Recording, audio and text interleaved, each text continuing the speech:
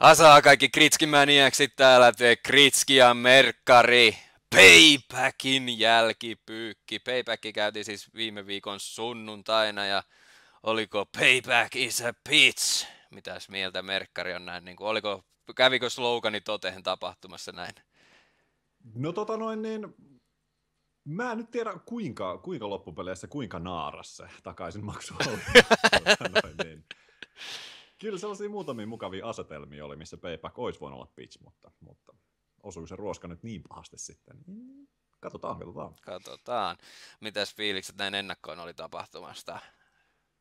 No ei mitään järin suurta. Pikkasen sama tuo Extreme Rulesin kanssa, että nyt eletään aika kiivastakin PPV-kalenteria. No, sieltä tulee kovaa tahtiin uutta kamaa, mutta niin se, että niin kuin aikaisemminkin sanoin, WrestleMania takana, SummerSlam edessä, niin nyt ollaan vähän siinä välimaastossa, että tällaisia PPV, mitkä ei niin hirveän isoja ennakko-odotuksia anna, mutta sitten taas toisaalta pystyy yllättämään aika isosti. Niin.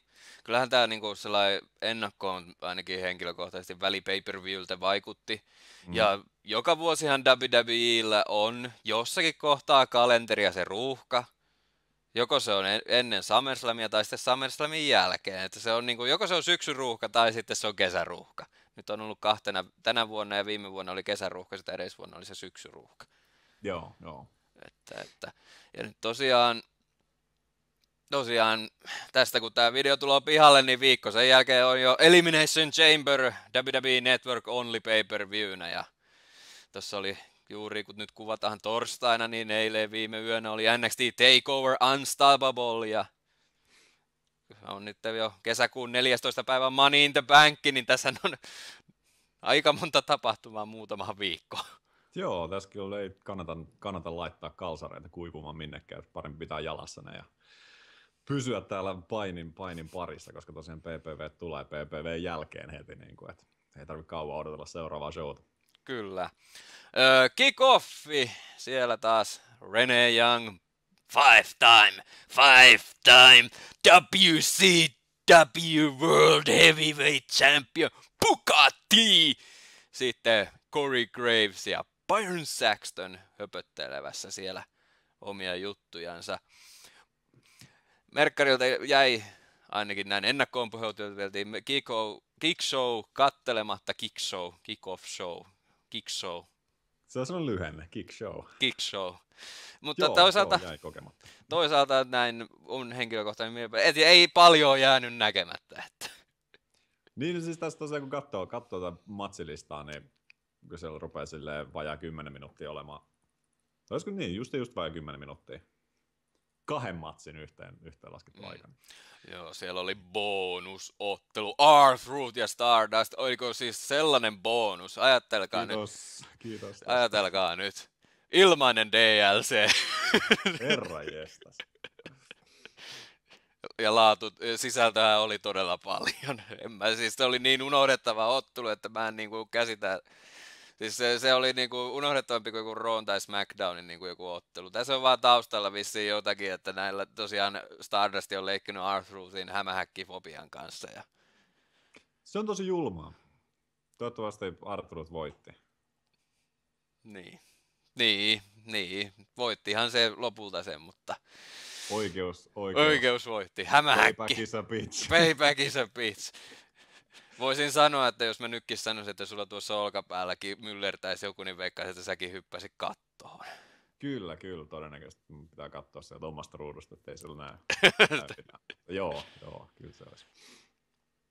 No sitten, toinen ottelu meillä oli Ascension vastaan Mega Powers. Curtis Axel ja Damian Sandow, eli Hulk Hogan ja Macho Mando, eli Randy Savage, kuinka tuonne pitäisi lausua. Oh yeah! Oh yeah! What you gonna do? When a Hulkamania runs wild you.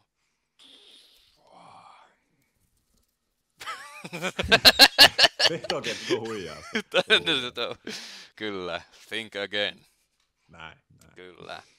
Mutta tosiaan, ottelu oli sellainen erittäin lyhyt komediallinen pläjäys, mihin tosiaan yleisöä huudatettiin Randy Savagein ja Hulk Hoganin tyylisillä jutuilla, mitä he ovat silloin aikoinaan tehneet, yritettiin tuoda se veljellinen kättely, että nyt me ollaan yhdessä, kaksi isoa staraa 89-luvun alusta. Ja nyt se tuotiin sitten niin kuin tulevaisuuteen Curtis Axel ja Damien Sandovin joukosta ja Ascension ei siitä oikein piitannut ja tää oli kyllä, no olihan tääkin aika unohdettava. Joo. Ei, 3 minuuttia suurin piirtein kesti. Onhan se niin, joo, onhan se kyllä. Ja siis edelleen mä itse niin kuin Curtis Axeli, mä annan peukaloa Curtis Axelille, koska siis silloin kun esimerkiksi, eihän se nyt koskaan niin kuin Heymaninkaan kanssa mitään kovin isoa saanut, vaikka nyt IC-mestaruuteen asti pääsi, mutta niin ei se mikään hirveän, niin kuin, ei sitä saatu leivottua oikein mitään isoa, mutta siis mun mielestä Curtis Axel, niin kun se tuli uudestaan, eikö se oli McGilligati vai kuka? McGilgutin. Michael McGilligati. Kilikatti. Niin Curtis Axelina ehdottomasti mun mielestä jäi mulle ainakin isommin mieleen. Ja mä tykkäsin kyllä. Niin sinänsä sääli, että se kanssa on nyt vähän mennyt tällaiseksi niin kuin komediahahmoksi. Ja no Damien Sandersta nyt ei tarvitse, se me ollaan aika paljon puhuttu siitä, mihin se kaveri pystyisi. Ja niin, vihdoin viimein päässyt eroon tuosta misistä. Mikä se ehdottomasti teki loistavaa, teki hyvää sen, vaikka itsekin sen kiros alkuun. Niin sai yleisön puolelleen. Se sai yleisön puolelleen ja siinä olisi mun mielestä erittäin niin kuin valmis ja vahva midcardi-painija ja lyödään uusi komediakimikki. Niin, tai siis jatketaan sitä, mihinkä jäätiin ennen The Misiä. Niin, sillähän oli se ihan se synkkä aika siihen aikaan. Joo, siellä oli ne Mr. McMahonit ja Bret Hartit, ja sitten silloin oli se joku pesukarhuhattukin ja sellainen. Joo, no sen mä joskus näin, ja se oli silleen, että mitä tuolle miehelle on tapahtunut, mä muistan sen, kun se tulee mikrofonin kanssa pitää sitä kuin viinilasia ja kyllä. Kutsuu ihmisiä mouth breathereiksi, että saatana suun kautta hengittäjät.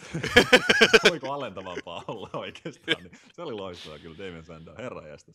Loistava paini ja huikea promottaja. Niin, siis showmies isolla S-llä. On ehdottomasti. Mutta näköjään WWE on päättänyt, että Damien Sandowista ei tule komediahahmoa enempää, ainakaan tällä hetkellä, mikä on sääli. Se on tosi sääli kyllä. Kuitenkin sen kaiken buildin jälkeen, mitä Miss Feudiskin tapahtui, niin tuntuu hassulta, että jäätiin edelleen tuolle tasolle. Joo. Ja mua ainakin ottaa se tosi lujaa päähän, koska mä niin kovaa hehkutin sitä, että tää tulee olemaan nyt se Sandowin paikka nousta, mutta perkele ei ainakaan vielä niin tapahtunut. Ei. Ja siis kyllähän niin kuin varmasti monista hehkutti, koska se oli niin valmista. Se oli valmista kamaa siinä vaiheessa, mutta niin kuin VVE. Ei se aina mene niinku. No nyt pitää todeta, WWE:llä on niin paljon hyviä hahmoja tällä hetkellä tai sellaisia niinku valmiita hahmoja, niin se on haastavaa, että sinne saa sulautettua lisää. Siis että kaikille mahtuu kuviota tällä hetkellä tolle rosterikokolle. Toivotaan vaan, ettei niinku liian kauan sitten pidetä sitä ässää siellä hihassa niin sanotusti, että se unohtuisi täysin taas. Niin kuin WWE:llä on joskus vähän sellainen jännä tunne, että joko sitä kuviota niin kuin venytetään.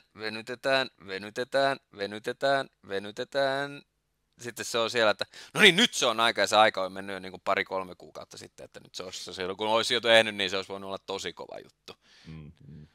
Mutta sitten se maito ei enää ollutkaan kuumaa, vaan se on sellainen haale. Se on vähän sellainen niin kuin ei niin hyvä.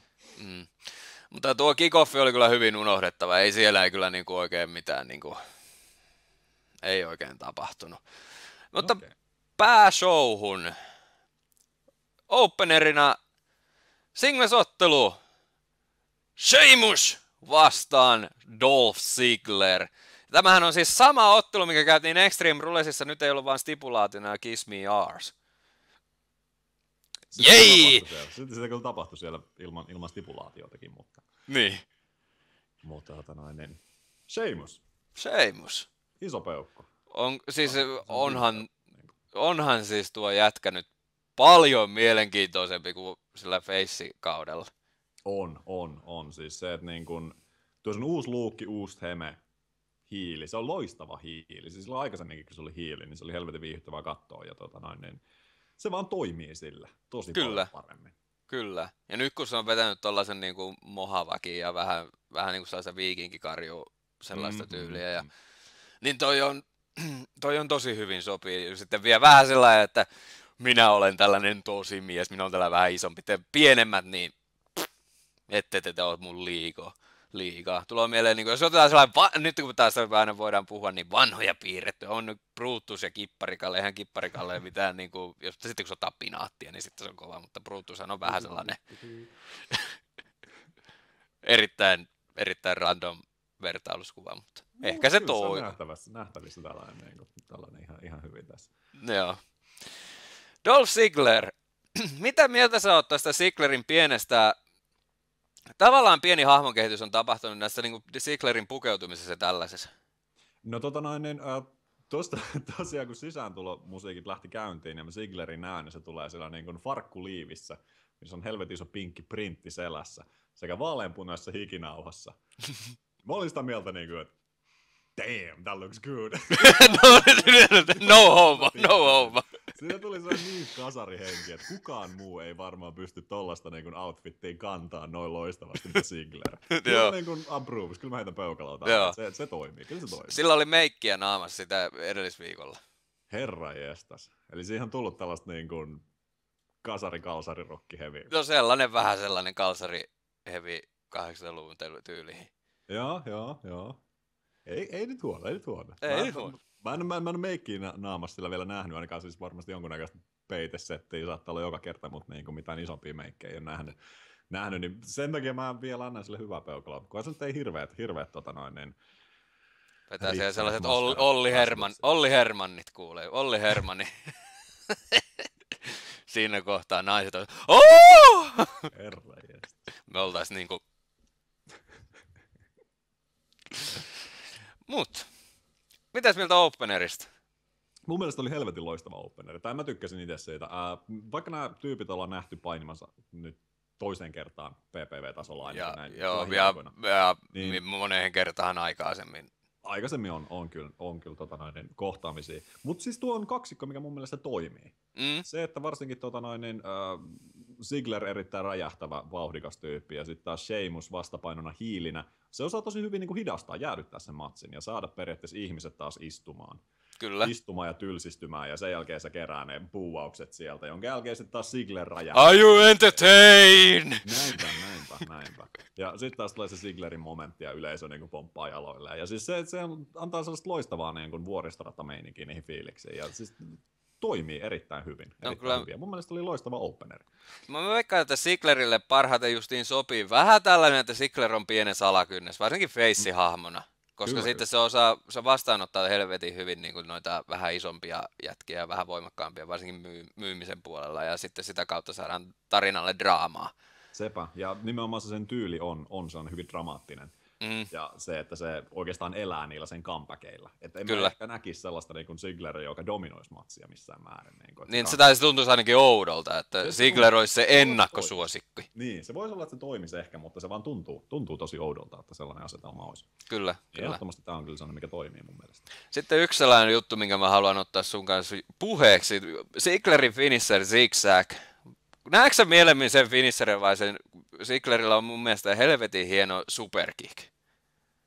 Siis joo, sillähän nyt on Famasteri on näkynyt, se on enemmän sellainen signature. Se on signature, sehän se ei niinku finisherinä käytetä, että se on otettu Badass Billy Gunnilta varastoon. Mutta sen superkick toimii, se on kyllä helvetin. Sehän ei ole päättänyt mitään matsia kanskaan, että. Ei. Mutta siis se on mun mielestä tyylikkään näköinen, mä vaan niinku sitä mietin, että mun mielestä se on tyylikkäämpi kuin, ja jotenkin niinku uskottavampi kuin zigzag on jotenkin vähän että sä käyt vaan se tuut ja kaadat sen selälleen siitä. Ja. Siinä on. Ja sitten tosiaan se superkikin hienous on, että se oikeasti voi tulla niin kuin out of nowhere, kuten RKO. Sitä ei koskaan tiedä, koska se tulee, mutta se voi tulla nytkin. Varo, watch out! RKO! Se nyt merkkarit, kato kissa siellä. Emilio hyökkää sieltä. Saatana vielä. Sinne se sammu sinne. Niin, mutta siellä tosiaan niin superkikki se, että se voi niin se ilmestyy jostain. Että se ei periaatteessa tarvitse sellaista niin kuin buildia. Kun taas zigzagissa monesti on se asetelma aina, että sä vähän niin kuin näet sen, että okei, tästä saattaisi olla zigzagia. Tosi monesti ollaan nähty se, että se yrittää sitä, mutta kaveri ottaa köysistä kiinni. Ja sitten se heittää sen mettähän. Niin, random volttinsa sinne taaksepäin. Mutta niin, en mä tiedä, siis kyllä mä näkisin. Totta kai siis joo, zigzagin voisi pitää siellä liikearsenaalissa, mutta niin kun, kyllä superkikki olisi ihan potentiaalinen mun mielestä on räjäinen finisher. Joo, kun mä en itse, täytyy sanoa, että mitä pidemmällä nyt Zigglerin uraa, niin tuo Zigzag ei mun mielestä ihan niin kuin ehkä kaikista uskottavin finisherinä kyllä niin kuin. No eihän siihen nähdä, jos esim. Vertaa Famasteriinkin, niin kyllähän siinäkin nyt on enemmän sellaista, niin kuin, niin, että mikä voisi olla uskottavampi, että okei, tuo nyt ehkä saattaisi pysäyttää matsin kuin Zigzag. Joo. No, tässä oli mun mielestä hemmetin hyvää painia, viihdyttävää, hyvin toimi, niin kuin kemiat keskenään, niin kuin näillä on toiminut aina. Se, mikä tässä ottelussa oli tosi niin kuin, aika rajua, oli se vekki, mitä tapahtui.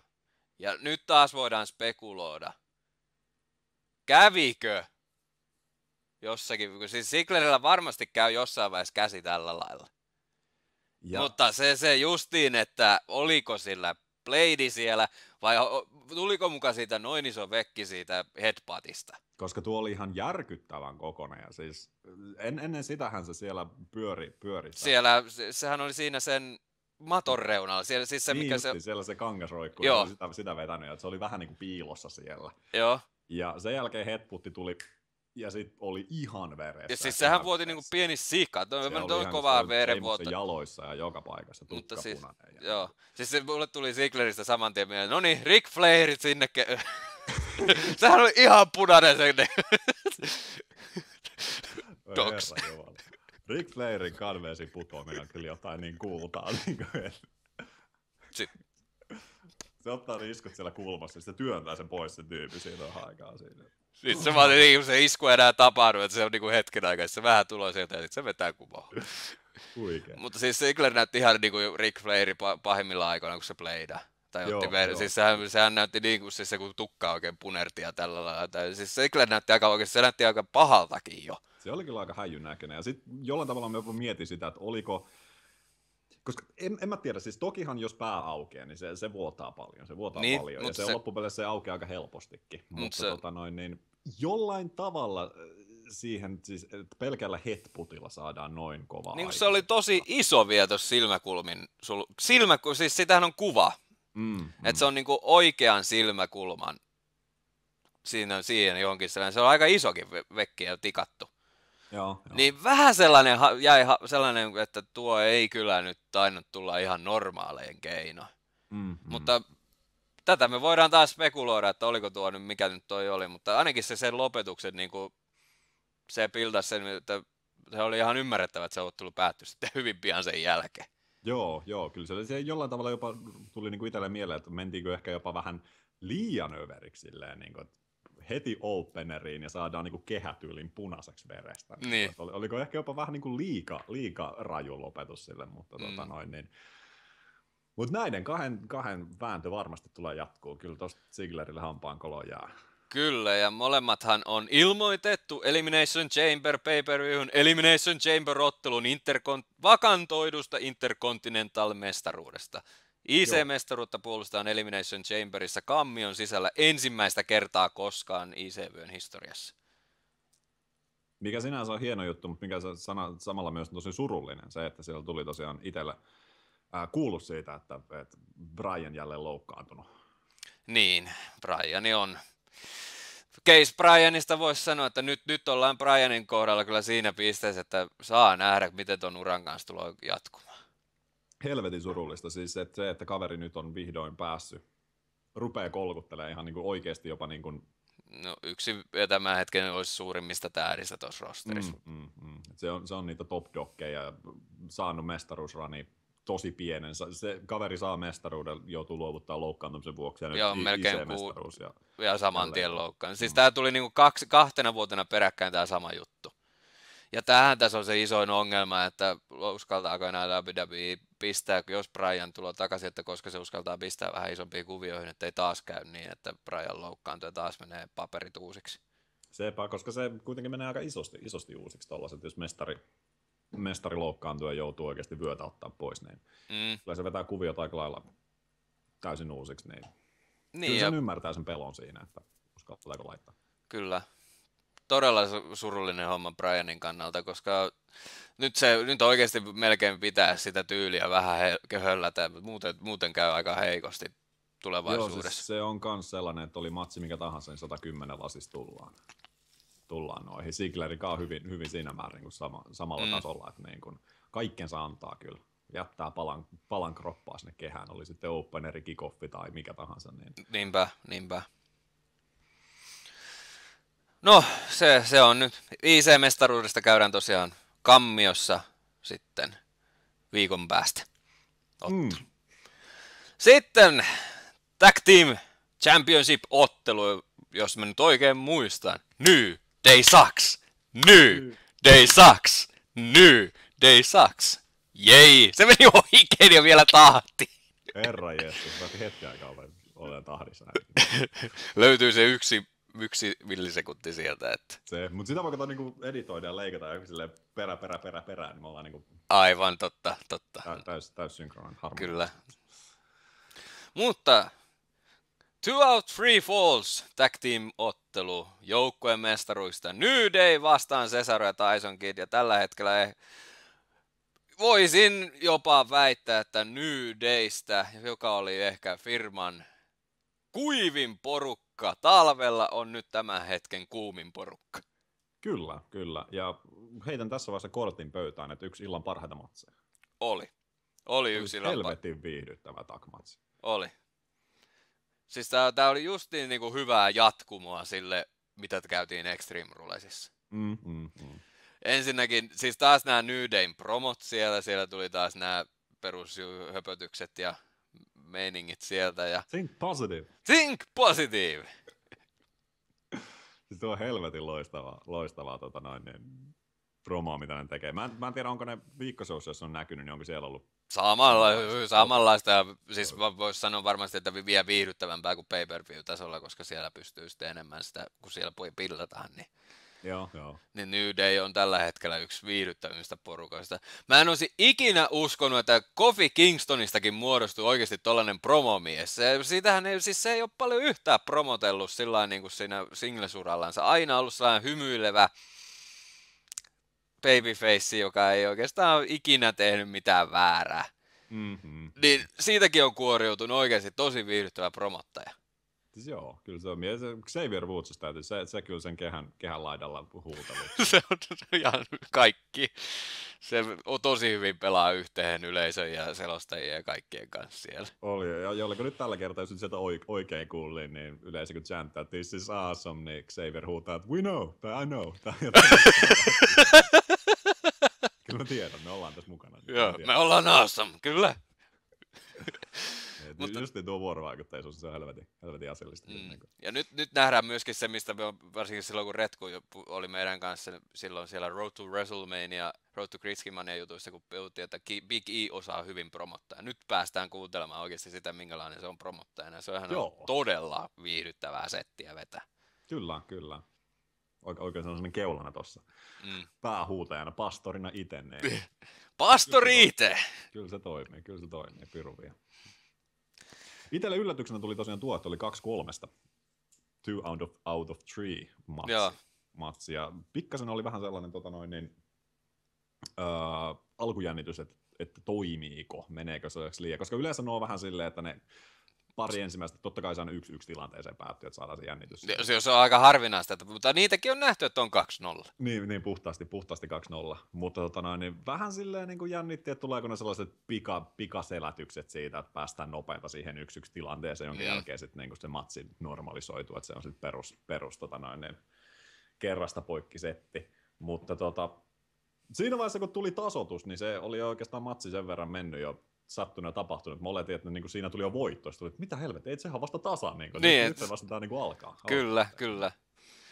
Siinä oli muutama tosi nätin oloinen. Siis mä tykkään tuosta New Dayn tuosta tag team finisheristä, minkälaisen ne vetäisi, millä tuli se tasoitus siinä. Joo. Se on ihan nätin näköinen. Kissakin tykkää, kun se nosti jalat tollain.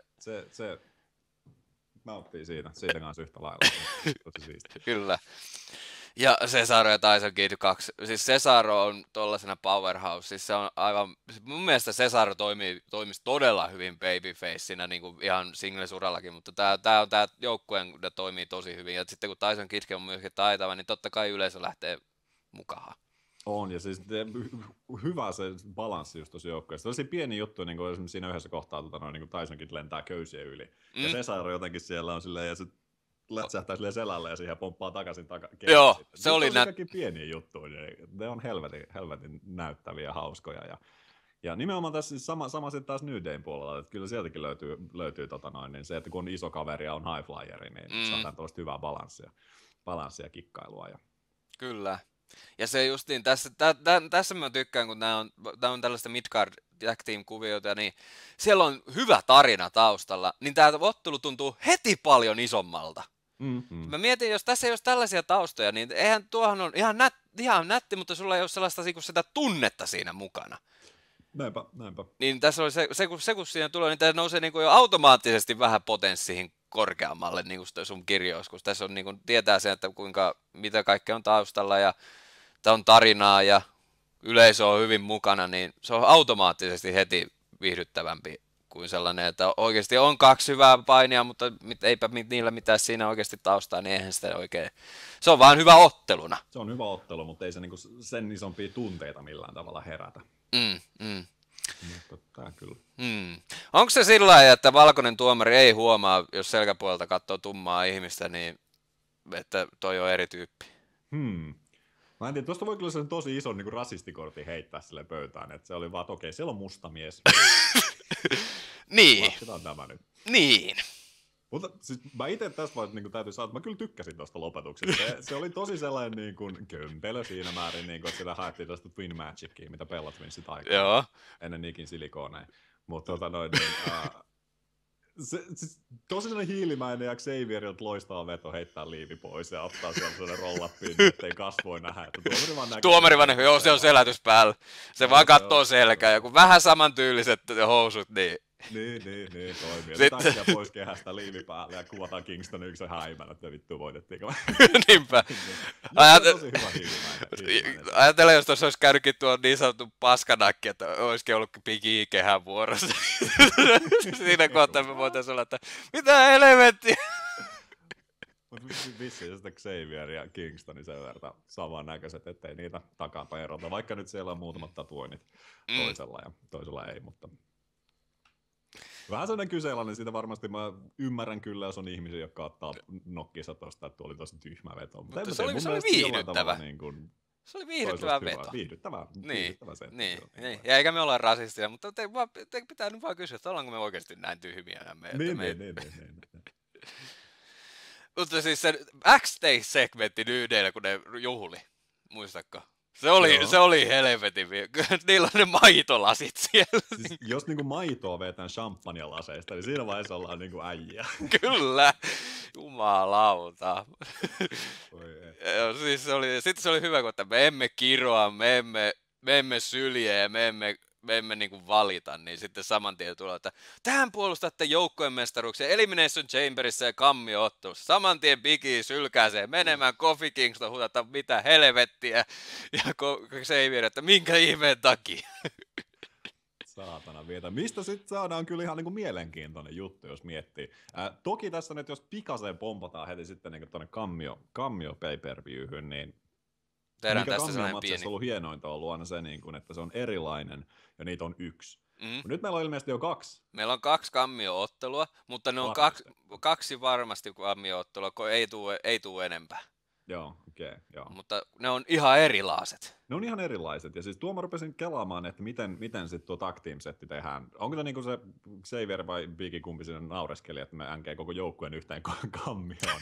Vai onko jokainen omassa kammiossa, että saadaan sellainen handicap-tilanne sinne jossain vaiheessa? Antaa aika sellaisen voimasuhteet kyllä. Niin kun. Mä ymmärsin niin, että WWE, että molemmat joukkueet laitetaan, niin kuin, että siellä on 6 joukkuetta. Ja niissä podeissa on ne molemmat joukkueen jäsenet, että ne tulee molemmat kehään. Eikä se on Tornado Tag Team lopulta.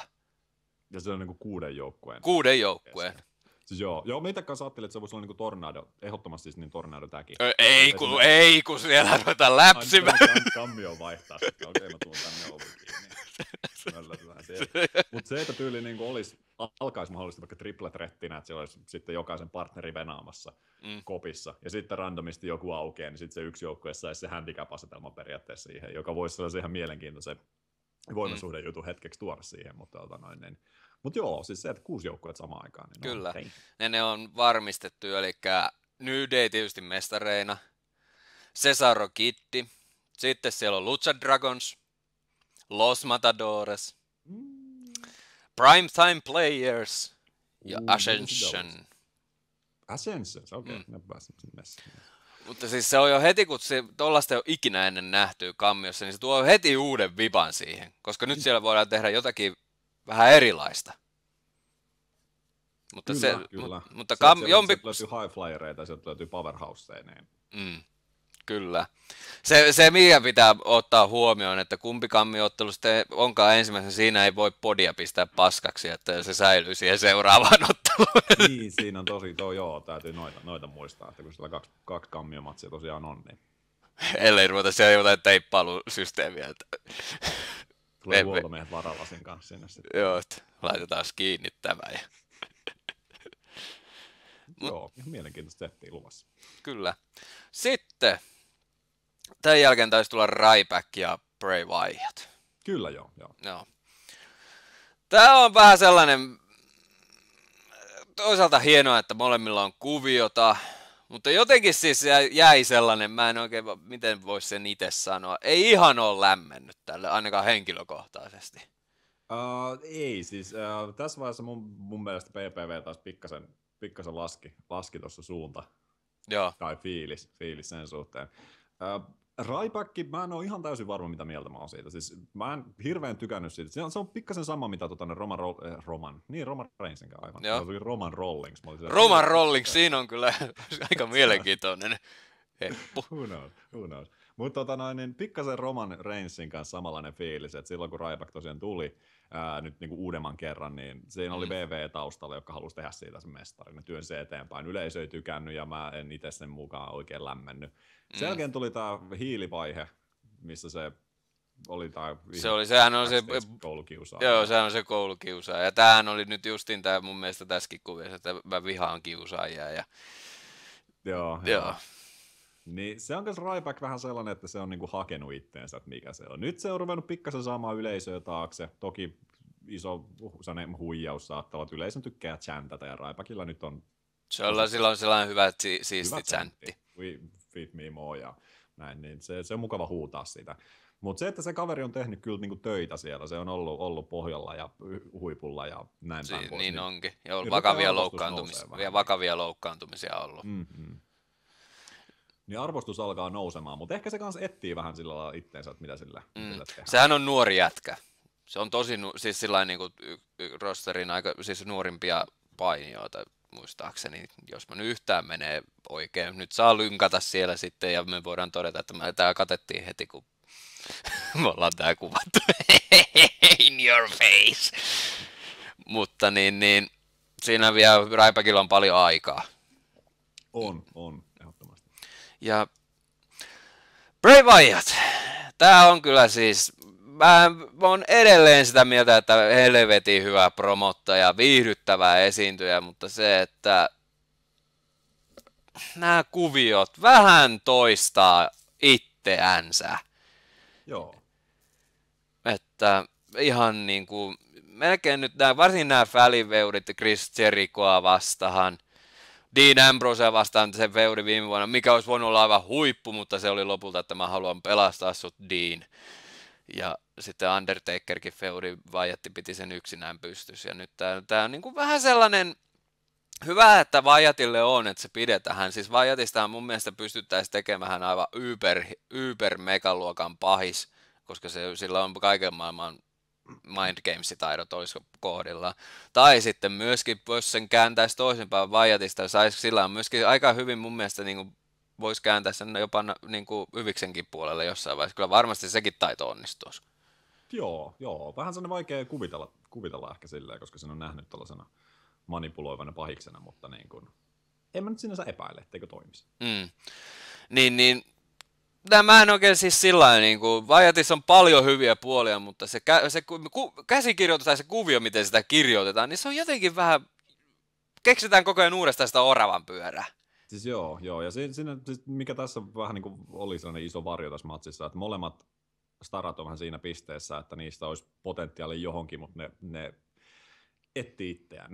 Niille ei oikein saada mitään sellaista niinku majoria rakennettua. Ja siis niin kuin Bray Wyattin promot sun muut ja kehätoiminta, niin kuin sanoit, niin se on helvetin viihdyttävää, mutta sitten kun loppupeleissä se ei johda mihinkään, siinä ei mitään sellaista niin päämäärää. Niin. Se on nimenomaan sitä, että se tekee sen yhden promonsa, saa sen yhden feudinsa, joka viedään loppuun tai unohdetaan, mitä nyt meneekään, jonka jälkeen se aloittaa täysin saman jutun toisen kanssa. Niin jonkunnäköistä sellaista niin kuin seuraavaa askelta vähän niin kuin toivoisi. Mikä sitten on? Että onko se, että heittää vyösille vai jotain vastaavaa? No sitä mä mietin justiin, että Wyatt ihan oikeasti tarvitsisi. Se oli jo iso konkreettinen, että lähdetään haastamaan striikkiä. Siinä oli oikeasti jo niin kuin järkeä. Että siinä oli järki siinä mukana siinä kuviossa. Mutta tällä hetkellä niin mä ihmettelen sitä, että esimerkiksi, että kun Wyatt ei oikeastaan, se on kerran otellut WWE World Heavyweight Championshipista, ja se tapahtui silloin viime vuonna Money in the Bankissa, kun se vakantoidut myöty Sena haki. Joo. Mutta se ei ole kertaakaan itse niin kuin oikeastaan missään vaiheessa ollut halukas lähtemään, tai niin kuin WWE ei ole sitä puhunut, tai niin kuin kirjoittanut siihen, niin kuin, ei ole missään vaiheessa tullut, että hän haluaisi nousta mestariksi. Niin se justi se, että pointti, että mitä se oikeasti haluaa tuolla? Yleistä kaaosta vai mikä toi niin kuin on? Niinpä. Ja sitten kuitenkin loppupeleissä tuo, mitä se tekee, niin se ei kuitenkaan, vaikka he saa sen tarinaosuuden storylinein päätökseen, niin se ei kuitenkaan muuta mitään millään tavalla. Kaikki asetelmat pysyy samana, mitä aikaisemminkin ollut. No sehän siinä justiin on, että kun se, että ne asetelmat jollakin tavalla muuttuisi. Tässähän ottelussa oli mun mielestä 2 sellaista painaa, jotka molemmat kipeästi kaipaisi voittoa. Joo, kyllä. Kun se itse asiassa se... Wyatt vei sen että valjaisen turnbucklehen Rybackkiin lopulta iskeytyi siitä Sister Abigail. Joo. Mutta tässä ottelussa oli muutama hieno spotti. Mun mielestä se Wyattin senttoni sinne kehän ulkopuolelle. Se oli kyllä, joo. Ja todennäköisesti Ryback satutti itseänsä siitä. Mä voin kyllä siinä määrin kuvitella, koska siellä tuli kuitenkin aika paljon niin kuollutta massaa päälle. Koska seuraavassa roossa Rybackilla oli teipit ja siinähän oli se paneeli jossain vaiheessa sanoi, että Ryback on ehkä murtanut kylkiluunsa. Okei, joo. Niin mä veikkaan, että se oli tuo spotti, jos se jossakin tapahtui. Siitä kyllä sitten iso propsit, jos sillä kylkiluu murtui, että jumalauta meet hyppäämään sen jälkeen sellaisen 300 paunan frog splashin sieltä kehätolpalta, niin aika kova suoritus. Harvoin näkee, että Ryback lentää. Joo. Hyvin se lensi. Kyllä se lensi. Se oli ihan... Ja voisiko sanoa, että en mä tiedä, itselle oli aika nollas tämän matsin kohtaisilla odotukset ihan niin kuin kaikkinensa, että ei oikein niin kuin tuo kuvio ei niin kuin kiinnosta ja tällä, niin ei tää nyt kyllä niin kuin mikään huonokaan ollut, että ihan hyvä, mutta se just, että kun ei oikein tiedä, että mitä tässä niin kuin sitten jatkaa. Niin, nimenomaan. Ja niin kuin mainitsit tuossa tag-matsissa, että niin kun matsi saattaa olla viihdyttävä, mutta ei se herätä tunteita, ellei sillä ole minkäännäköistä tarinaa taustalla. Niin tämä vähän kärsi siitä kyllä silleen, että... Vaikka tavallaan taustaa jonkin lailla oli, mutta se, että se ei nyt tavallaan ollut kovin kiinnostavaa. Niin, sepä. Niin kuin. Mutta tosiaan siis muutama hyvä spotti siinä oli. Niin. Ei nyt mitään isoja tunteita herättänyt. Siinä se meni. Mut seuraava matsi varmasti herätti tunteita. Herätti, joo, kyllä. Do you wanna quit? Tässä vaiheessa. I quit matsi. John Cena vastaan Rusev. Saagan 4.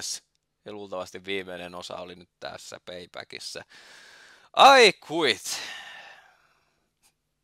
Mä voisin antaa luunapin tosta noin. Do you wanna quit?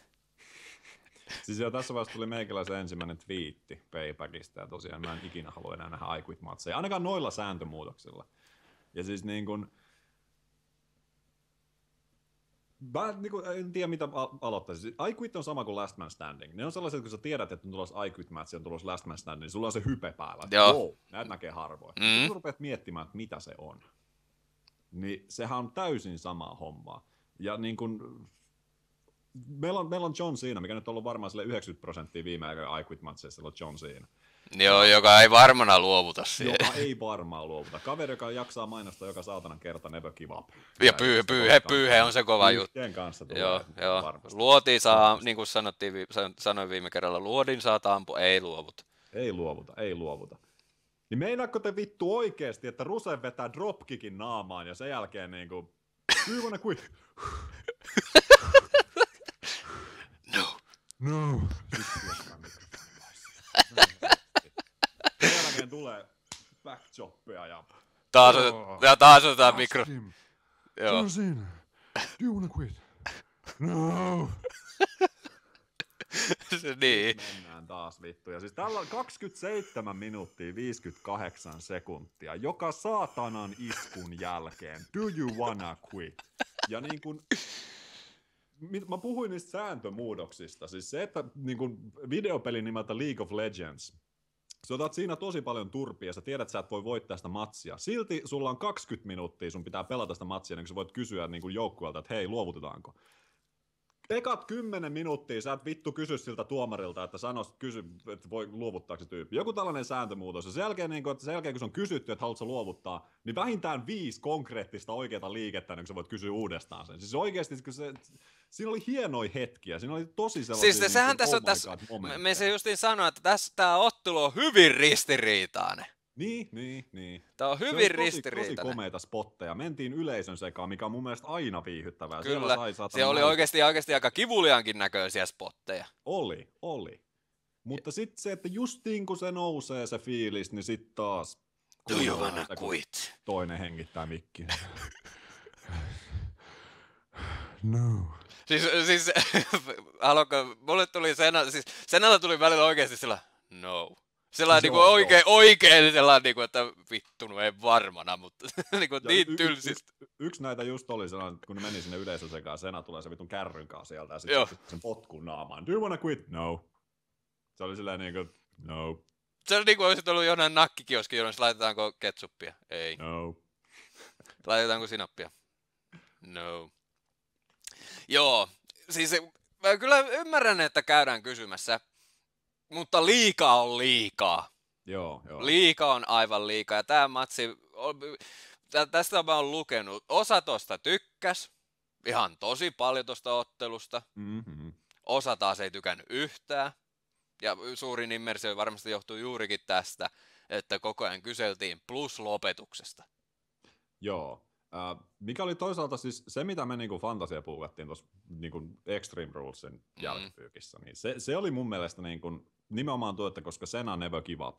Kyllä. Niin, mutta se on silti niin hyvä ihminen, että se pitaa saada jollain tavalla. Ja Lana olisi ollut se S siellä. Kyllä. Oikeasti ikävästi sanottuna rupeat kurittamaan Lanaa, niin kyllä se sieltä luovuttaa.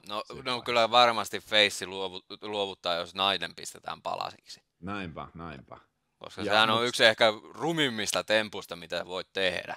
No sitähän se nimenomaan on. Niin kyllä tuohon Face olisi tarttunut. Ja se olisi ollut sellainen vielä aika niin kuin säkähdyttävä. Silleen, niin kuin... Sena joutuu sanomaan Se joutuu sanomaan I quit, ja se olisi samalla saanut myös niin kuin katsojissa tosi isoja tunteita.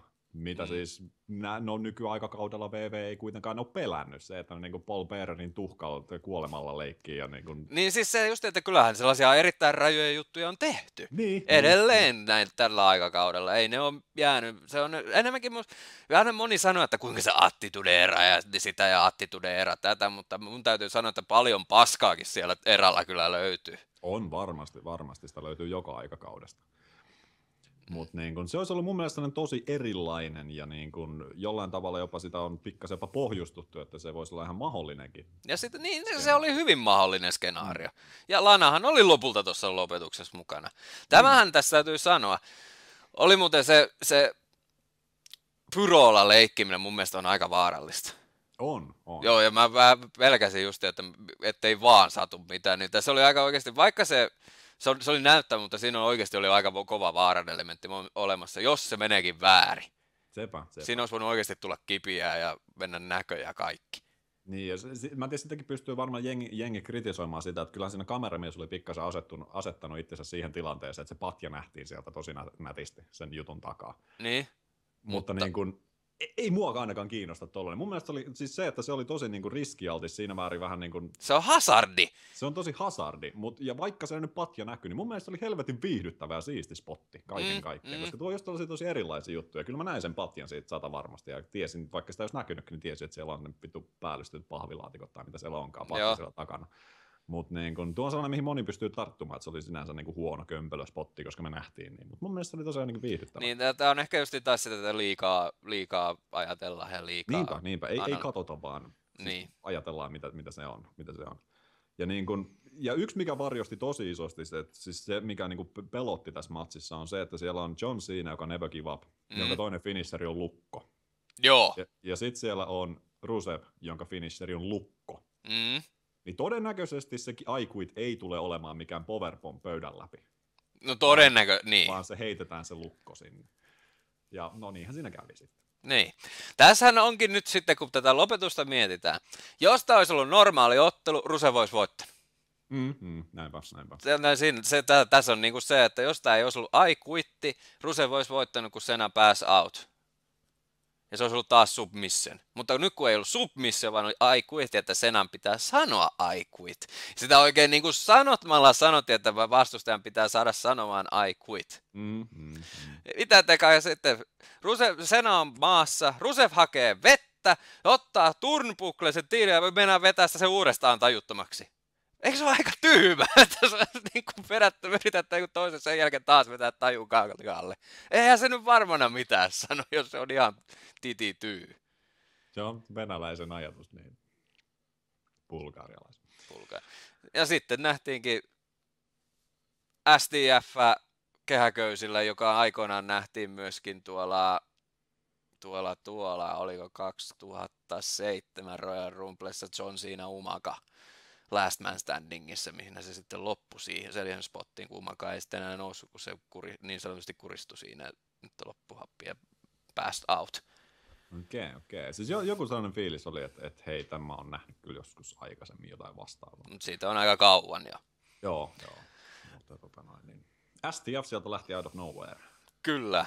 Yllättäen yhtäkkiä, kun Sena virkos ensin ollaan. Se sai vettä kasvoihin, se oli raikastava vettä ja sit lähti. Siis mitähän vettä toi on. Joka sitä samaa ainetta, mitä nämä S-playläiset aloe veraa käyttää. Ihan virkoa. Joo. Mutta niin. Just niin kuin sitä mainostit, että kuinka pitää saada vastustaja sanoa I quit. Sitten on Lana, joka päättää ottelun. Josta varmasti tuli, niin kuin, siitä tuli ihan hemmetinmoinen niin kuin vastaväittely, mitä ne on lukenut ja mitä kommentteja katsonut, että mitenkäs tämä niin kuin menikään. Mitäs mielipidettä sulla on tästä? No, niin. Mä en tiedä niin. Se että niin, mitä nyt itsellä vähän silleen tulee mieleen, on se, että niin kun Rusev ja Lanan välit on tosi huonot. Rusev huonosti kaltoin kohdellut Lanaa.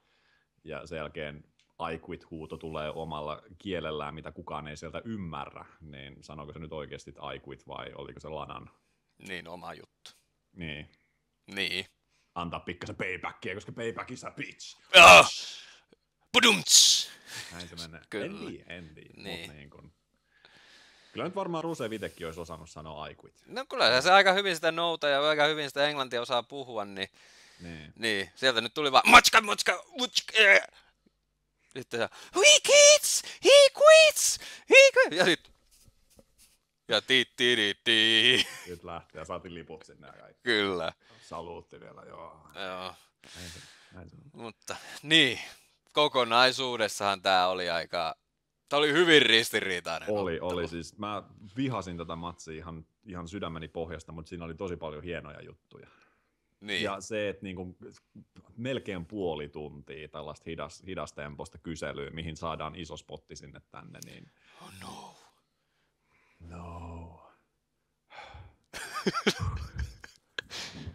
No. You wanna quit?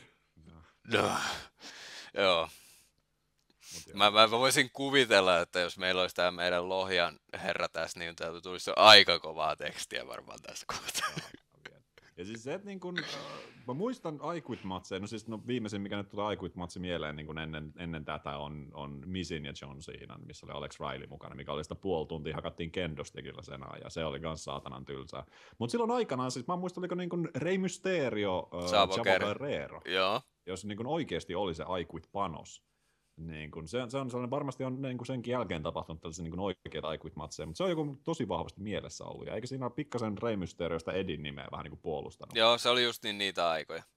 Ja niin siinä vaiheessa, kun kaveri sanoi I quit, niin se ei ollut pelkään matsipäätös, vaan se oli saatana, no, kyllähän Reikit tuli takaisin sieltä, mutta se oli kunnon kuittaus. Niin, ja siinähän oli justiin sehän, jos mä muistan tämän ottelun, niin Rey kuittasi sen sillä, kun se oli siellä jonnekin paaluun niin kuin jotenkin sinne, ja se Chavo terästuolista polvea hajotti niin paskaksi. Joo, että... niin oli, joo.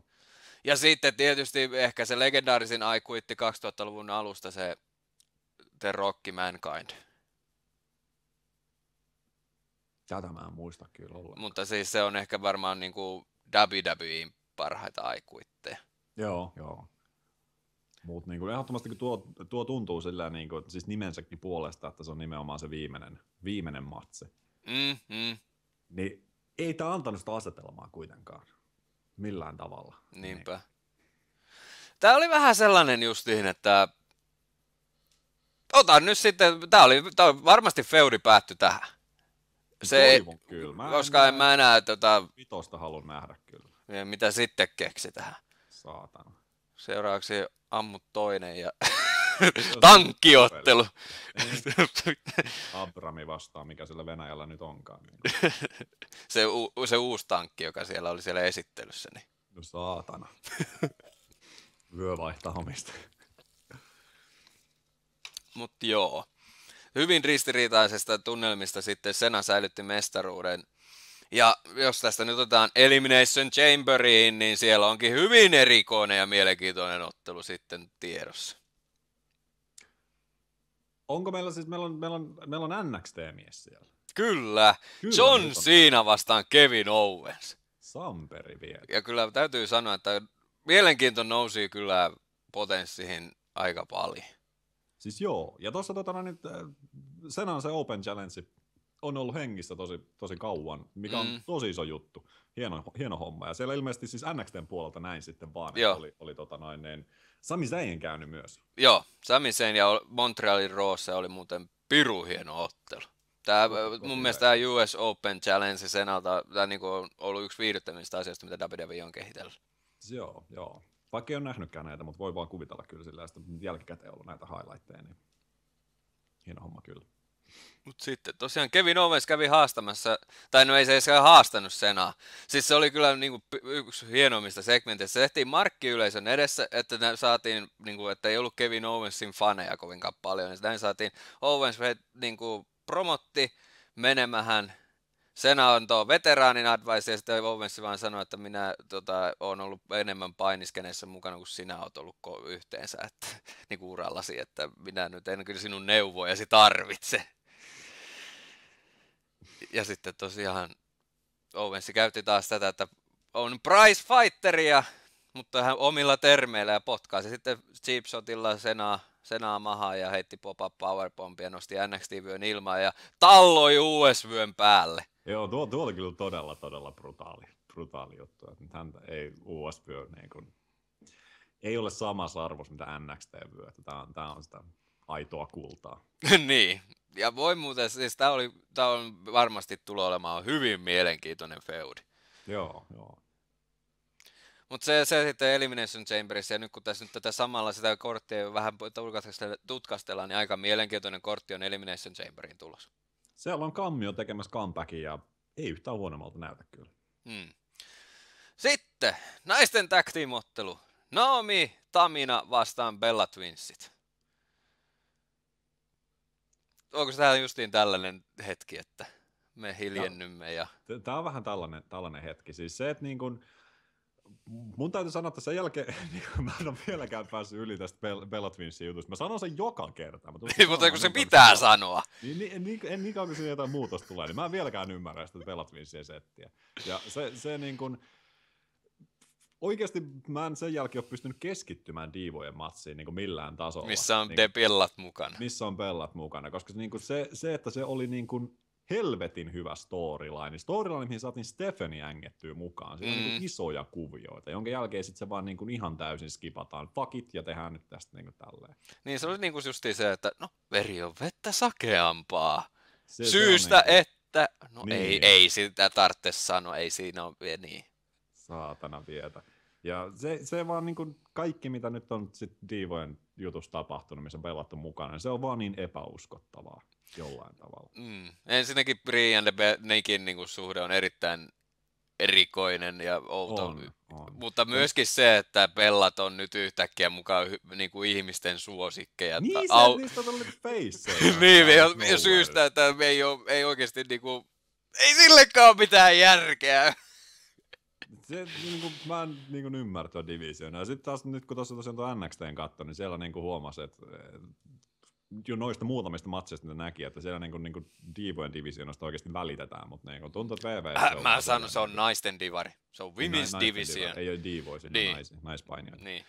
Mutta niinku VV Diva-setistä, niin niistä niinku, tää päärosteri Divoista, niin se on vaan sellaista, niinku, että tehdään nyt näin, tappele se vaikka tuota vastaan. Ja on nyt se vaikka hiili tänään ja poissa face. Joo, no ei se haittaa tässä, vaikka siinä onkin reikä tässä juonessa, mutta... Niin, ei ketään kiinnosta muutenkaan. Ne ei edes niinku yritä tehdä sitä, tai sitten kun ne yrittää tehdä sitä kiinnostavaa, niin sitten vaan unohtaa sen kaiken. Niin siis kyllähän päärosterissa naisten jutuksi saa tosi mielenkiintoisia juttuja tollakin, mikä on tällä hetkellä päärosterissa. Mutta se justi, että kun unohdetaan kaikki tavallaan, niin kuin vedetään matto alta, vessan pytystä ja vedetään sitten kaikki, kun se homma loppuukin. Tai sitten tehdään joku vaan järjetön päätös, että no perkele, sä käännytkin takaisin näin päin ja...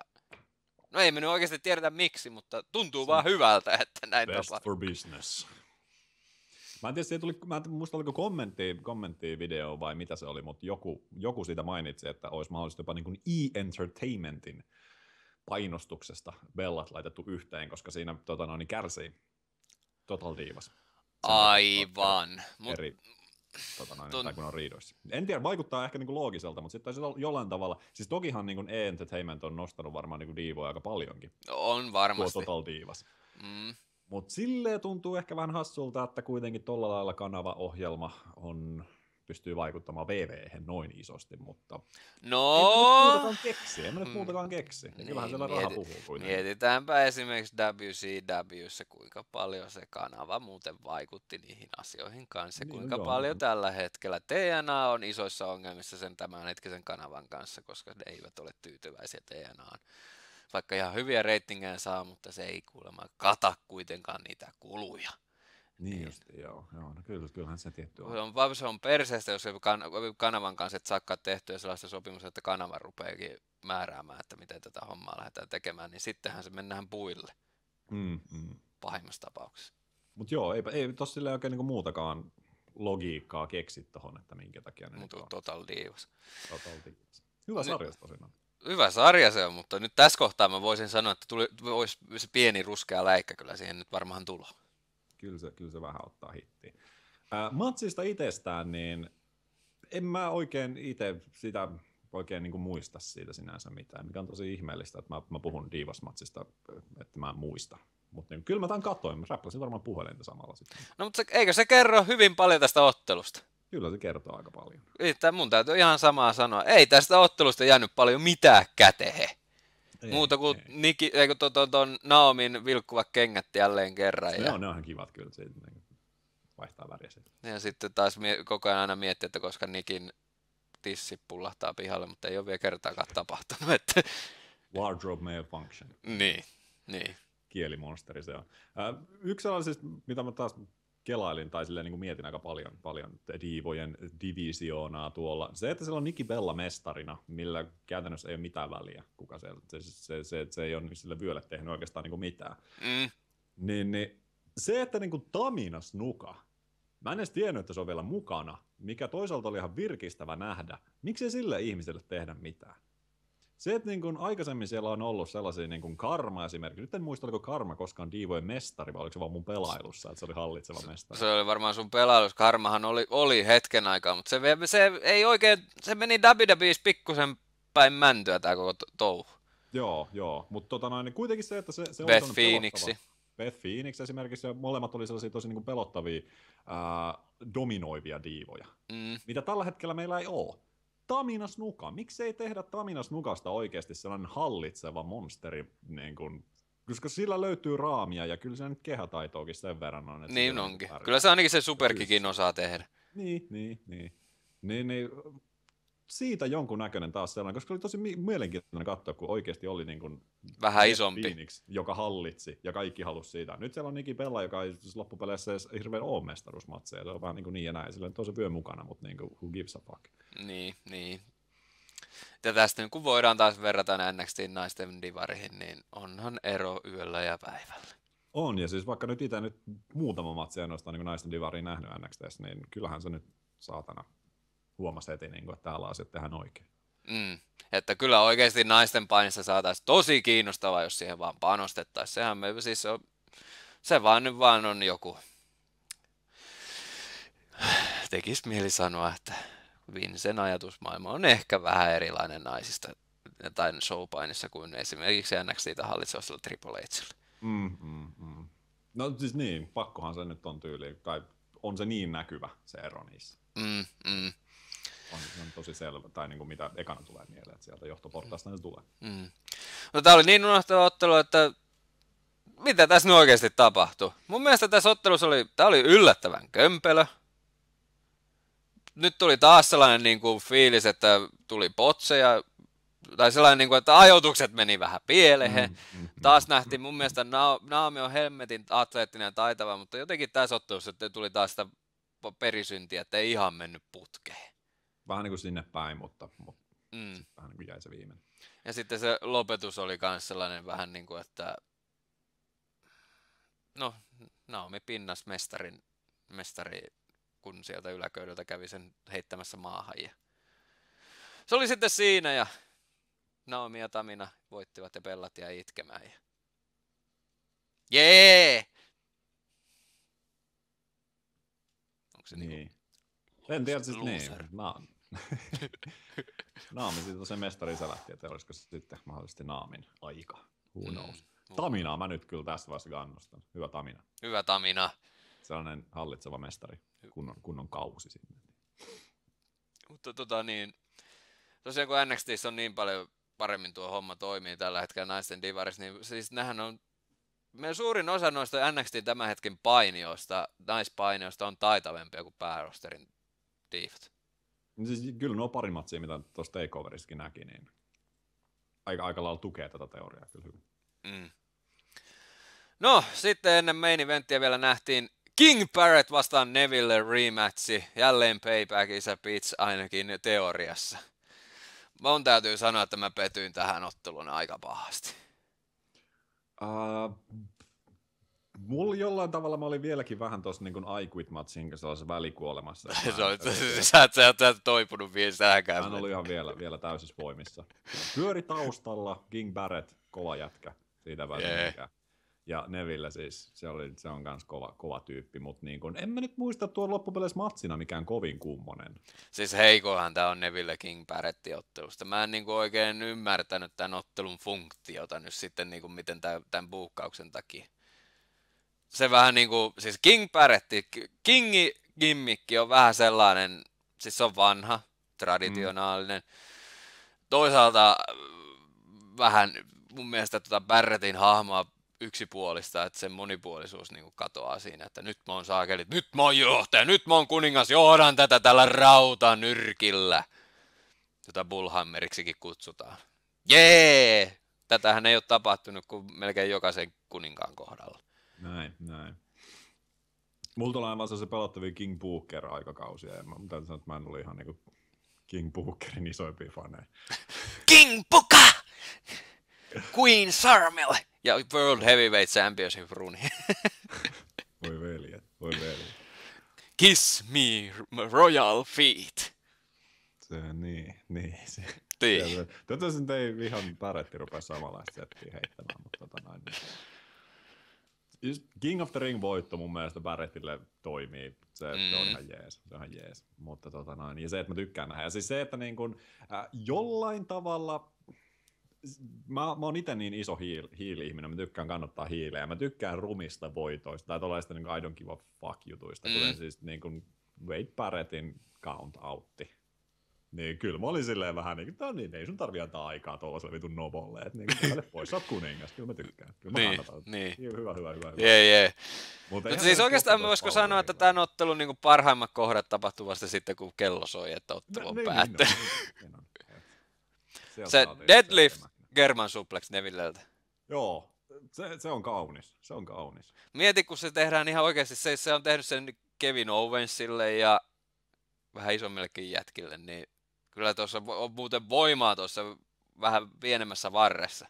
On. Ja se on niin kuin edelleen, se on tosi silleen, niin kuin silmään oudon näköinen, että niin kuin noin pieni, mutta sitten samalla niin kuin noin helvetin riskin näköinen ja oikeasti riskityyppi tekee tollaisia liikkeitä. Sit niin kuin no siis totta kai niin tuollaiselle riskille miehelle tuollainen deadlift jo toimii, mutta sitten sen jälkeen kun se lähtee yläköydelle ja muutenkin, kun se vetää niitä voltteja siellä, niin vähän silleen niin kuin mutta joo. Siis se just niin, ja tässä nyt kun puhuttiin silloin aikanaan, että WWE:n atleetit on muuttunut, että enää ei olla sellaisia, että vedetään steroideja niin kuin hyrmykkä, vaan ne oikeasti näyttää niin kuin oikeasti luonnollisilta, suurin osa. Että tuo Neville, niin kuin, se on justiin sen näköinen, kun vain promopuoli saataisiin vielä sitten, niin kuin, että oikeasti niin kuin saisi vielä mikkiaikaa ja sitä kehittäisi, niin Nevillestä voidaan saada vaikka mitä aikaan, koska paketti on kasas niin kuin kehätoiminnan osalta. On. Se on kyllä niin kuin komeat ja puhtaat liikkeet ennen kaikkea, mitä on nähnyt, että siellä ei hirveän paljon ole tullut minkäännäköisiä niin kuin väärinlaskemisia tai vastaavaa. Ja varsinkin siis sekin, kun se seisautaan sen muun sauti heittää kaverin päälle. Ei siinä edes paljon ponnistusta, se vaan seisoo siinä ja sitten se yhtäkkiä lähti. Niin se on. Täydellisesti. Niin, joku joutuu ottaa siihen aika kovan vauhdin, että tehtiin itsensä kääntämään. Se vaan seisoo siinä kattelee vähän ja sitten hyppää. Tähän se vetäsit sen siitä. Niinpä. Mutta siinä tosiaan Nevillelle count-out-voittaja. Joo. Ja niin, en mä tiedä. Tää oli koska mä tiedän, että nämä jätkät olisi pystynyt paljon parempaa. Sen takia tuntuu justiin pettymykseltä. Se on nähty, että ne on pystynyt parempaan, niin siinä määrin vähän kyllä harmittaa tällainen setti. Mut sitten illan main eventti. Fatal 4-Way. WWE World Heavyweight Championship. Seth Rollins, Roman Reigns, Dean Ambrose ja Randy Orton. Ja mikäli Seth Rollins häviää, eikä saa mestaruutta mukaan, niin ei säilytä mestaruutta, niin Kane menettää työnsä Director of Operaatioiden johtajana. Miten tämä nyt pitäisi suomeksi sanoa? Voi ei, Kane. Kane ei! Keep the job. Ennen kuin mennään matsiin, täytyy sanoa siis, että niinku Kane, mitä? Se on ihan helvetin viihdyttävä, kun se on puhunut. Kyllä. Se on ihan niin oikeasti hyvää viihdettä. Siis Kaneusta on siis, nyt haluankin sen sanoa, että en mä halua Kanea nähdä niin kuin kovin paljon enää painimassa. Mä haluan, että sillä on mikrofoni ja antaa palaa. Joo, siis se osaa tosi hyvin promottaa. Kanehan on vissiin jossakin politiikassa mukana niin kuin siviilielämän puolella. Tai ainakin... Vois mä äänestään kyllä silleen. Big Red Machine. Kyllä. For the president. Mutta niin, se on ollut tosi viihdyttävä mikin varressa ja todella hyvää kuviota ollut auktoriteettien kesken. Vaikka joku voisi taas, että mikä hemmetti siinä on, että joka vuosi Manian jälkeen Kane saa pushia. Näin voidaan sanoa viime vuosien aikana, mutta tämän ymmärrän, koska tuo on viihdyttävää. Ei se aina saa mennä niin. Jos on vanha patu, on vanha patu. Silloin on isot heikkoudet jo kehätoiminnan puolella, mutta ei anneta sen niin pahasti sinne mennä, vaan antaa puhua ja sitä kautta, niin kyllä toi ihan hyvä kyllä tulo. Se toimii. Ja sitten tuollaisena, että se siellä kehän laidalla käy ne parit iskut heittämässä. Että se ei niin itse matsissa ole, mutta se jollain tavalla osallistuu, niin kyllä se toimii. Mutta siis tuo, että niin mikrofonissa, vaikka siis yhtä aikaa sitä kirottiin tosi niin isosti se, että Kane ei sanonut mitään, se kun se avasi suunsa, niin sitä ei saa hiljaiseksi enää. Mutta niin kyllä se on ainakin nämä viimeisimmät jutut, mitä on Kaneista kuullut, niin helvetin viihdyttävää. Kyllä. Ja varsin siinä vaiheessa, kun J&J Security rupesi siihen koppailemaan, niin kuin räkäset ne on. Niinpä. Siis J&J Security tätä kans on mun mielestä aivan loistavaa. Siis ne on kans kyllä niinku. Nauriskeltiinkin siinä ensimmäisessä segmentissä, silloin Jamie Noble kriippailee taustalla, ja kattoo Kaneia silleen niin niin ja muutenkin siis se, että kun ne molemmat pystyy ottaa vielä hyvin pumppia vastaan. Joo, justiin sellaisia niinku crash dummiesia, että ne ottaa kaiken vastaan, mitä tulee. Joo, se on kyllä totta.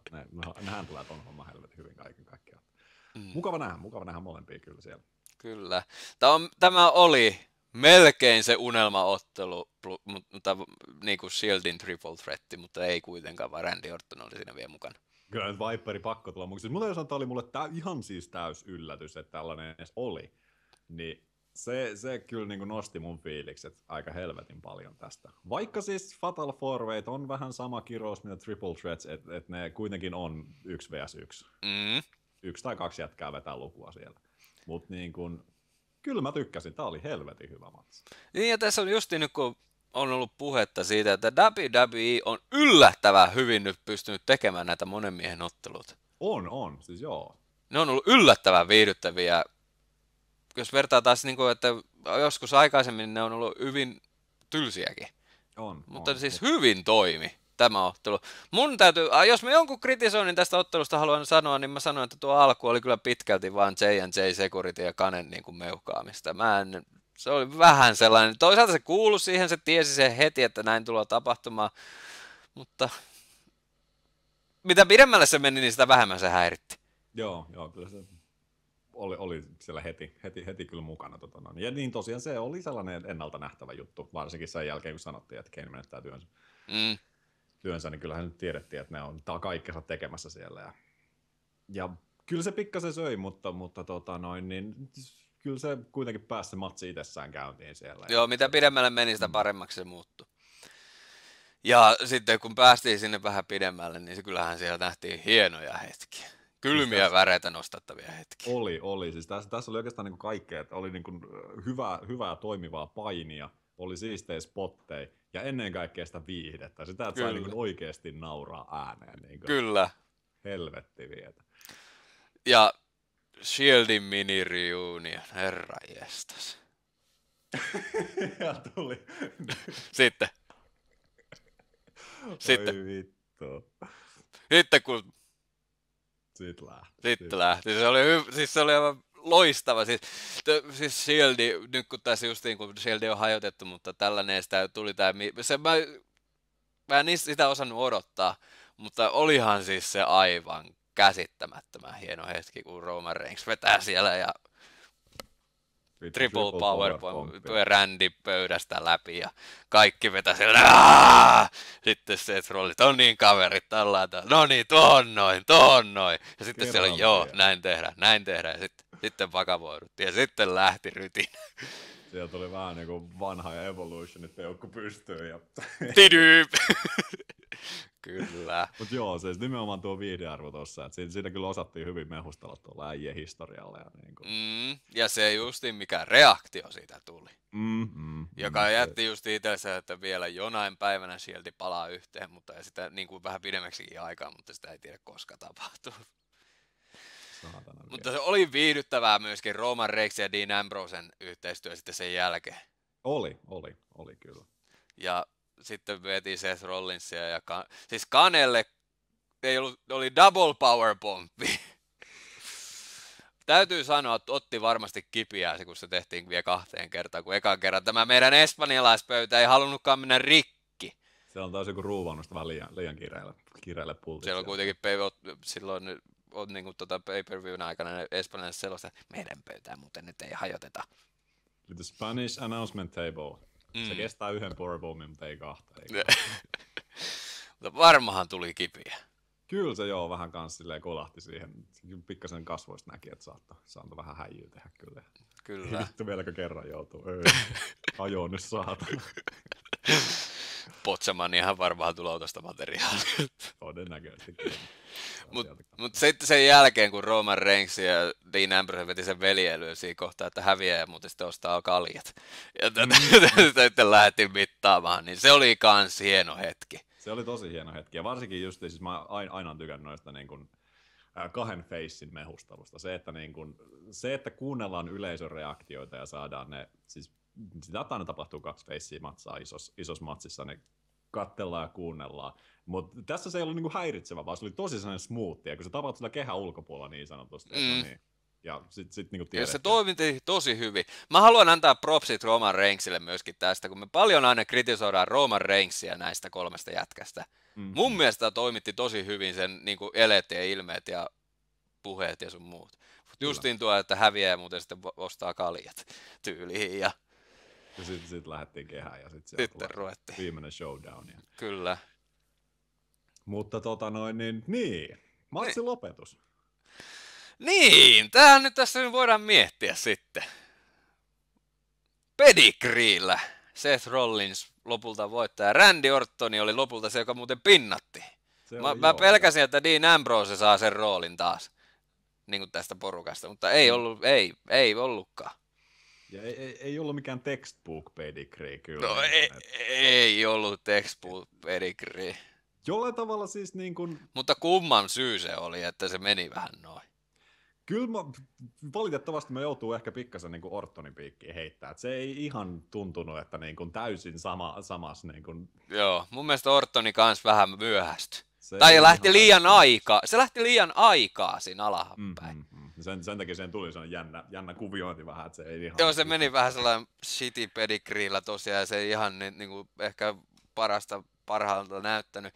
Mutta täytyy sanoa, mä en tiedä susta, mutta mä sen verran mitä kaikkea itse mä oon Randy Ortonin katsonut, ei se ole kyllä koskaan pedigreetä osannut kunnolla ottaa vastaan.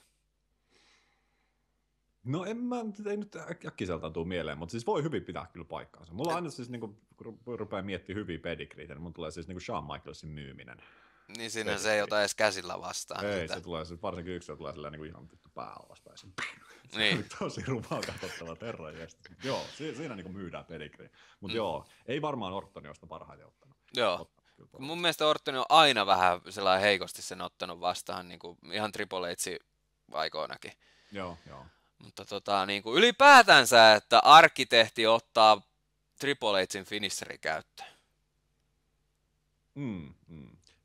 Jollain tavalla sen siis niin kuin niin tietyllä tapaa siitä tykkäs, mutta sitten taas mä jotenkaan en nähnyt sitä, niin kuin, että no minkä takia nyt sitten Kurt Stompia ei voitu muka käyttää tässä. Niin, sä et varmaan tiedäkään, mutta ilmeisesti Kurt Stompi on pännätty tällä hetkellä. Pännättyjen liikkeiden listalla sen takia, koska WWE on haastettu näihin aivotärähdysjuttuihin. Joo, okei. Joo, no siitä jotain mä jossain vaiheessa kuullut, että niin kun, saattaako joutua siinä nimenomaan. Niin ja mä veikkaan, että nyt tää on justiin tätä. Että luultavasti Curb Stompia heti käytetään taas sen jälkeen, kun siihen annetaan mahdollisuus. Joo. Mutta se, että mietitään Curb Stompi, siinä on yksi se juttu, että kun sitä on vissiin voidaan käyttää ihan hyvin tuolla, se on hyvin sellainen liike, että vedetään tuolla kadulla lapset vetää toiset katuhun. Niin, se Rollins tekee näin, niin... Joo. Ja sitten mietitään näistä painoista, niin eihän kukaan muu ota sitä päädellä vastaan kuin vaan Brock Lesnar. No sehän on ainut, kuka melkein niin kyllä. Siellä on aina kädet vastassa. John Cena hyppää vielä ilmaa ennen kuin Curb Stompi lähtee, että se oikein niinku... se on niinku yksi rumimmista niinku mun mielestä, mitä Curb Stompin vastaanotteista on ollut, mutta... Se on kyllä siinä määrin, siis liikkeenä muutenkin, niin nimenomaan jos se myydään oikein, niin kuin Lesnar sen tekee, niin se on helvetin niin kuin vahvan näköinen liike. Sitten taas jos se myydään väärin, niin se on vaan sen näköinen, että okei, et sä nyt tolla voi voittaa. Niin, juuri näin. Se on vähän siinä määrin. Mutta mä en pistä yhtään vastaan, että Seth Rollins käyttää pedigreetä siinä mielessä, koska se on ihan ymmärrettävääkin. Vaikka toisaalta niin voisi ajatella, että se on se arkkitehti ja tällä lailla, että hän on se, joka kehittelee näitä asioita, mutta toisaalta toi on just niin, että kun sä oot nyt se auktoriteettien lempilapsi, niin mikä jottei oteta sitten siirretähän nuoremmalle. Niin ja nimenomaan, varsinkin kun se tuli vielä sitten Ortonille, kenen paikan se alun perinkin syrjäytti siitä. Niin siinä oli niinku tavallaan historian havinaa, että taas se on se pedigree. Et sillä tavalla, mutta sitten ehkä siinä vähän varjostusta on nimenomaan se, että kun se ei ollut se kaikista näyttävin pedigree, niin se siinä tuli silleen niin kuin that's it. Niin, se varmaan siinä nostaakin sitä just niin, että kun se vähän epäonnistui. Ja no se just, että sitten se Triple H tuli vielä juhliin ja siellä niin se oikein niin se kuvaelma, että siinä oli Triple H ja Seth Rollins vieretysten, niin... Kyllä sillä haettiin sitä juttua. Kyllä siinä onnistui kanssa. Että ei se mun mielestä sinänsä niin kuin pilannut sitä matsia, Ei. mutta se vaan oli vähän sellainen niin kuin... No siinä kävi lapsuus. Pieni sellainen. No, mulla mielestä käydä mikrofonin kanssa. Ei hätää. Mutta jos pistetään summa yhteen, niin tässä pay-per-viewssä oli paljon hyvää. Oli. Siis todella lopetus, alku ja loppu oli. Niin Kyllä. Se, että tää lähti ihan niin kuin pilvissä. 2 loistavaa, huikea openeri, helvetin loistava, varmasti niin kuin, ehkä jopa illan kokonaisuutena parhain matsi. Matsina, joo. Ei tuo tag team segment tai setti. Jonka jälkeen tuli sellainen välikuolema, milloin mäkin halusin niin kuin lopettaa. I quit tässä vaiheessa tämän PPV ja menen sänkyyn, vaikka olikin päivä. Joo, siis siinä kävi siinä välikuolema. Siis tuo John Cena Rusevi varmasti kirjoittaa paljon erilaisia mielipiteitä. Mun henkilökohtainen mielipide on, että olihan se vaikka siinä oli paljon sellaisia ikäviä juttuja, mutta siinä oli paljon hyvääkin. Se on hyvin ristiriitainen ottelu, niin kuin sanoa, että mitä mieltä siitä oikeasti on, koska siinä oli oikeasti siinä mielessä ruveta kiehumaan, mutta myöskin sitten siinä oli niin kuin koko ajan niin kuin tuli hienoja hetkiä ja jännäs, että miten siinä käy. Puoleen tuntiin mahtuu. Mahtuu hyvää ja huonoa. Ja tosiaan siis tosi ristiriitainen. Kyllä. Mutta niin kuin nimenomaan sen temponsa puolesta ja ehkä se lopetus, niin jättää se vähän karvaamaan siihen. Kritsky, do you want to quit? No. Okay, he said no.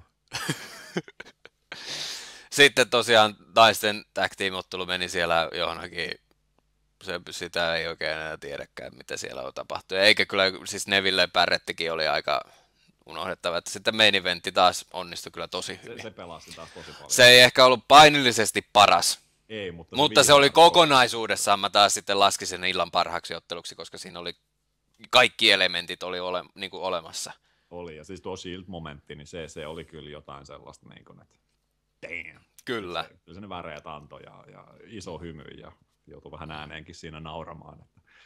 Että siis siinä oli sitä komiikkaa ja siistejä spotteja ja kaiken kaikkiaan. Niin. Et se pelasti tosi paljon tästä. Kyllä. Se täytyy tuosta Paybackin jo väli pay-per-viewhän tää oli. Kyllä tää siis väli pay-per-view, mutta en kyllä sanoisi, että tää on huono pay-per-view, mutta en mä sanoisi, että tää on mikään maaginenkaan superhyvä ollut. Mutta jos ei sitä keskikohdan välikuolemaa olisi tullut Rusevin ja Senan matsin molemmilla puolilla. Mun täytyy henkilökohtaisesti sanoa, että se vajatti Raipäkki ei mikään huikea ollut. Ehkä ylitti odotukset, mutta silti. Niin mun arvoasteikolla tää on hyvin vahva OK pay-per-view. Siis joo, ja en mä tiedä Paybackin loppupeleissä, niin pay-per-view, mikä on tässä välissä, millä ei ole minkäännäköistä kimikkiä sinänsä, niin... No revanssi pay-per-viewhän tää on niinku kimmikiltään siis tyyli. Joo, ja niin mun mielestä näistä revanssimatseista niin varmasti 2 oli tosiaan sellaiset, mitkä niin kun toimi tässä Paybackissa. Ne oli 2 ensimmäistä. 2 ensimmäistä, ne toimi tosi hyvin. Ja tuo viimeinen oli siis se oli Paybackia, koska jokaisella oli Kaunea Rollinsia vastaan. Niin no joo. Mutta silti se meni Rollinsille. Payback ei siinä vaiheessa toteutunut oikein, mutta ei silleen niin kuin, ei mitään isoja odotuksia ollutkaan. Niin... Siis joo, se on ok. En mä nyt niin kuin, ei mun harmita se, että mä katoin. Vaikka mä olisin livenä tämän tyylin kattonut, niin kyllä nuo kolme matsia nyt kuitenkin kantoi mun mielestä sen verran hyvin sen, että siitä nyt, ei nyt ihan tippalinssissa tarvitse lähteä nukkumaan. Niin, varmaan Sena Rusevin kohdalla ei oikeasti olisi tehnyt mitään livenä, kun olisi kattonut, niin siinä kohtaa. Se voi olla kyllä, että se olisi ollut niin kuin... I quit sinne sohvalle. Kyllä. Unsubscribe, saatana. ei kannattanut unsubscribeata sitten. Ei kannattanut. Mutta nyt tosiaan härkäviikot. NXT TakeOver Unstoppable. Bull! Ja sitten on Money in the Bank. siinä 14. päivä, joka saattaa ollakin hyvin mielenkiintoinen tapahtuma sinänsä, että sitä ei katsotakaan niin kuin me emme katso sitä eri paikassa vaan. Niin. Siinä voi olla sellainen. Mahdollisuudet. Mutta härkäviikot, todella kovat härkäviikot. Nyt kesän ruuhka, ja kesän ruuhka näkyy myöskin mun kanavalla sen verran, että välttämättä kaikki ei aina tule ihan niin aikataulussa kuin mitä alun perin suunnittelisi omien pesäpallotuomarointien takia ja tällä lailla, mutta eihän tässä ole kuin nyt vaan 12 päivään 7 ottelua, nyt kun tästä torstaista lähdettiin. Ihan nice. Saa puhallella. Joo, pillihin saa kyllä puhallella ja kunnolla. Mutta tällä kertaa kokonaisarvio meiltä hyvä, sellainen vahva OK. Siis joo, 3,5 lasagne-laatikkoa. 5. Niin, 5,5. Niin juuri. Kyllä. Ei valittamista. Mutta tosiaan Elimination Chamberi on seuraava iso juttu. Katsotaan NXT TakeOver Unstablesta tulee jonkinlainen jälkipyyppi. Katsotaan minkälainen siitä tulee. Sitten Elimination Chamberi tosiaan jo 1,5 viikon päästä. Luultavasti kun tämä video on pihalla, niin se voi olla jopa viikko. Mutta siellä on hemmetin kova kortti tällä hetkellä tiedossa. 4 ottelua, itse asiassa 5 ottelua. Intercontinental Championship kammion sisällä, Tag Team Championship kammion sisällä, sitten John Cena vastaan Kevin Owens, Triple Threatti naisten mestaruudesta Nikki Bella Naomi vastaan Paige ja WWE World Heavyweight Championship ottelu Seth Rollins vastaan Dean Ambrose. Oho. Eli tämä meidän viime vuoden feudi saa jatkoa vihdoin ja viimein.